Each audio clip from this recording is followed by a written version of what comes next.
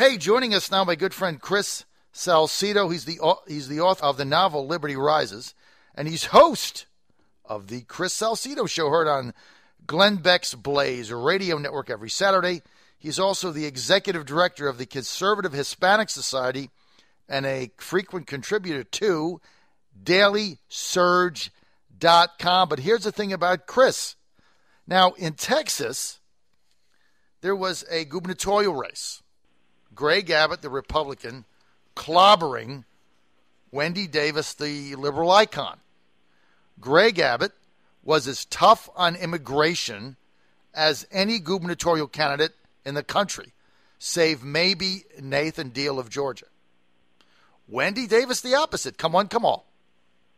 Now, the pundits say, well, the problem with the Republican Party is they are losing the Hispanic vote because of immigration. And if they would just ease up on it and let amnesty go through, well, things would be better. But Greg Abbott got 45% of the Hispanic vote in Texas.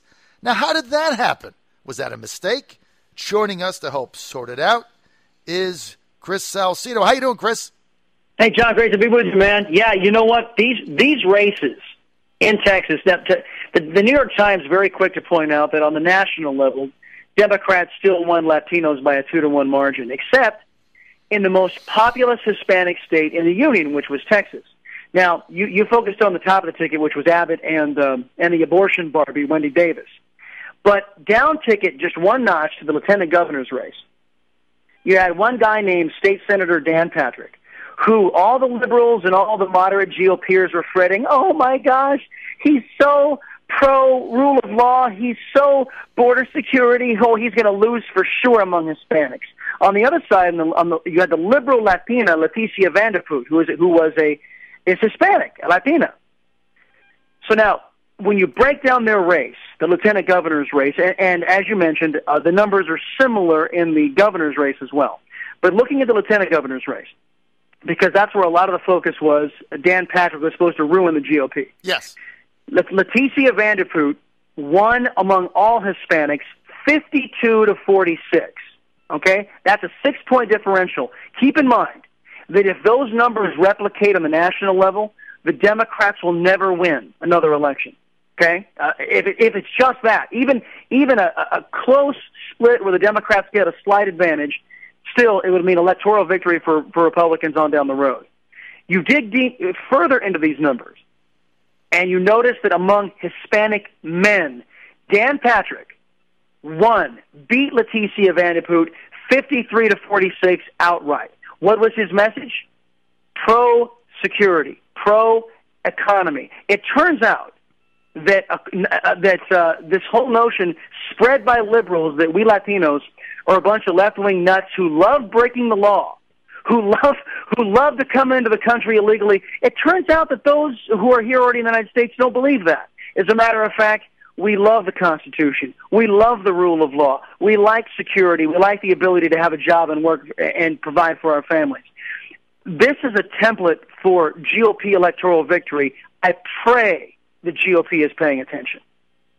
Well, you know what's amazing, Chris, the numbers that you pointed out. We've only heard about this cursory through maybe something on Breitbart News or something. I mean, this is nowhere to be found in the mainstream media. It's also nowhere to be found in Republican narrative. Why? Because there are Republicans out there who do not know how to talk to the press. There are Republicans out there who don't know how to talk to Hispanics. What Dan Patrick did was this is a radical, I'm going to give you a radical notion, okay? Right. Are you ready for this, John? I am. He went into the Latino communities and he spoke to Hispanics as if they were Americans. And he won. If the GOP would stop pandering and stop swallowing the assumptions of divisive politics or of identity politics the way the Democrats have, if they will just talk to their constituencies and bring in a conservative message that is about prosperity, is about the rule of law, is about the reason why the Constitution is such a fantastic document and ought to be adhered to, they win. because and they have to understand the history of this. Hispanics came to this country for the land of opportunity. They were fleeing governments that looked an awful lot like Barack Obama's government, a government that ground their economies and ground their countries into the dirt. So if Republicans would just wake up and understand, oh my gosh, the prosperity message transcends skin color, transcends ethnicity, they would win. If they would just quit swallowing the narrative and quit being intimidated by a mainstream press that really has the intellectual capacity of tumbleweed. So Dan Patrick, who ran for lieutenant governor, who, you're right, one of the most vibrant anti-type of amnesty dreamers, DACA-foes out there. Same with Governor-elect Greg Abbott. You go to ground zero, which is Texas, right? This is where Rick Perry called in the National Guard, the whole thing.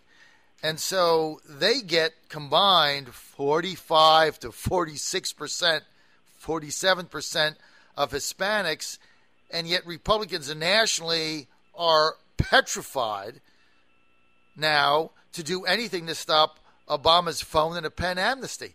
I don't understand it. Aren't they seeing the results in Texas? Isn't that clear evidence? Yeah, they must be under the impression that because Texas is so red, that even our Hispanics are trend more conservative. I don't know what their rationale is, but again, this is a very American idea of the rule of law and reverence for the Constitution of the United States. What Barack Obama is about to do is basically undertake an authority that he has spent the last 6 years assuring the American public and the Latinos he doesn't have the authority to do with his executive order amnesty. Ron Fournier, not exactly the most conservative fellow in the world, got on Fox News Channel last week and basically said this was a slap in the face, and he believes, and I believe this too, that if Barack Obama goes through with this executive order of his, that, and again, like Gruber, Obama assumes that we Latinos are stupid, that we will not see this for what it is, a blatant, outright pander, something that is temporary. As soon as Obama goes, the executive order goes, and that the more permanent solution is that our elected leaders actually do some work for a living and fix an immigration system that needs to be fixed. And John, I'm going to tell you one thing they need to do. That this piece of garbage that is the Senate law, and that's what it is. Oh, why don't you vote on the Senate bill? Here's the reason why: because it's a piece of garbage and it doesn't solve the problem. This is the problem: discretion. The minute that they come up with a bill that removes discretion and again removes the politics from this issue, that will be a law worth supporting, where the American people say, no, you do not have a choice as to whether or not you enforce that border. We're not going to empower the president. We're not going to empower a secretary somewhere. You will stop illegal immigration because we, the people, tell you it's wrong, and you will not allow that anymore. You will reform the legal immigration system, and you will stop illegal immigration, and you no longer have a choice in the matter. That is the only type of legislation that is worth the paper it's printed on. Chuck Schumer, New York. Why don't they vote on the Senate immigration bill? If this House would just do that, everything would be fine. Chris Salcedo says it's garbage. I agree with him. Now, Chris Salcedo, by the way, is the author of the novel Liberty Rises. He's the host of the Chris Salcedo Show, heard on Glenn Beck's Blaze Radio Network every Saturday. He's also the executive director of the Conservative Hispanic Society and a contributor to DailySurge.com. Now, Chris, Obama is going to wave his magic pen and give amnesty to millions of people. Now, they can call it what they want, work permits or deferrals or DACAs on steroids. It's amnesty. That's what it is. So let's just call it what it is. What should Republicans do when that happens? This is the sticky wicket. This is what Mr. Obama. Everybody has to understand the political strategy here. Obama doesn't have to face the voters again. He really doesn't care whether or not, I mean, he assumes that Hispanics are too stupid to recognize this for what it is, which is a blatant pander, which is a temporary solution that has no lasting effects. That Mr. Obama, when he had the House and the Senate and the White House, instead of partaking in actual reform that he could have gotten passed, he decided to shove Obamacare down our throats instead. We all see how that's working out.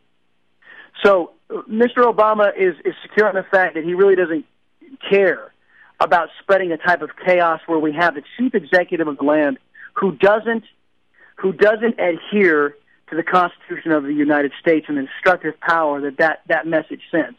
So here are the Republicans that understood. Some of these Republicans get it, and I get it too, that in the mainstream press, I'm talking NBC News, ABC, and CBS, that if Barack Obama does this illegal action and the Republicans use their legal authority to try and stop him or to blunt the damage, the villains will be cast, the GOP will be cast as the villains. Think about the irony of that. According to the mainstream press, that Obama's lawlessness is more laudable than the Republicans partaking in their constitutional authority under the law to stop him. Right.